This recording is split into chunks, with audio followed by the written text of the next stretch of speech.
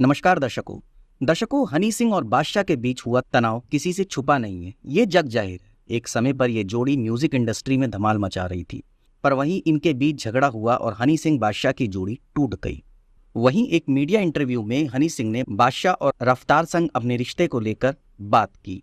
कुछ समय पहले एक कॉन्सर्ट के दौरान बादशाह को फैंस ने हनी सिंह के नाम से टीज किया। जवाब में बादशाह ने हनी सिंह के कमबैक को लेकर कमेंट किया, पर बाद में उन्होंने इसे लेकर अफसोस भी जताया। पूरे मामले पर बात करते हुए हनी सिंह ने कहा, बादशाह साहब एक बहुत बड़े अफसर के बेटे हैं। उनके पिताजी ने मुझे पैसे दिए थे कि मैं बादशाह के इंग्लिश एल्बम के लिए म्यूजिक बनाऊं। वो ऐसा टैलेंट नहीं जिन्हें सड़क से उठाया गया हो।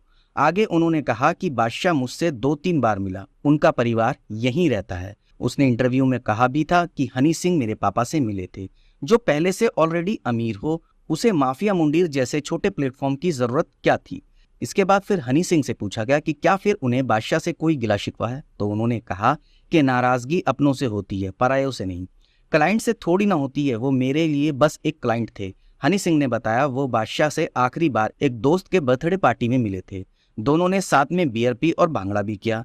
हनी सिंह, रफ्तार, बादशाह, इक्का, जे स्टार, अल्फाज, मनी अलूजा और मिंजा ने मिलकर माफिया मुंडीर नाम का एक हिप हॉप ग्रुप बनाया था। माफिया मुंडीर ने कई हिट गाने बनाए, लेकिन फिर ये ग्रुप टूट गया। ग्रुप टूटने के बाद रफ्तार और बादशाह कई बार हनी सिंह के खिलाफ बोलते दिखे। रफ्तार के बारे में बात करते हुए हनी सिंह ने कहा कि बादशाह माफिया मुंडीर का हिस्सा नहीं थे। बादशाह से ज्यादा रफ्तार ने मेरे खिलाफ डिस ट्रैक निकाले हैं, पर मैं रफ्तार का सम्मान करता हूँ। वो सड़क से उठा टैलेंट है और उसे उठाने वाला ऊपर वाला है। मैंने सिर्फ उसे चुना क्योंकि उसमें अच्छा टैलेंट है। वो बात अलग है कि किसी के कहने पर वो मेरे खिलाफ बोलने लगा, पर मैंने कुछ नहीं किया। वो कहता है कि उसने मेरे गाने लिखे, उसने मेरा गाना ब्राउन रंग लिखा, तो मेरे पास तो सिर्फ करियर के 2 साल थे, उसके पास तो 7-8 साल थे।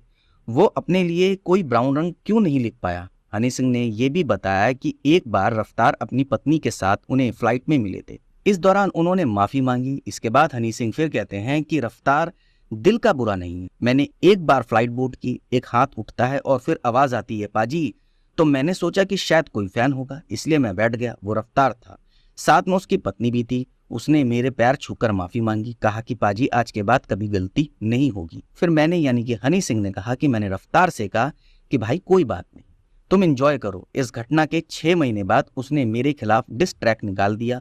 मैंने आज तक ये बात किसी इंटरव्यू में नहीं बताई कि रफ्तार ने मुझसे माफी मांगी।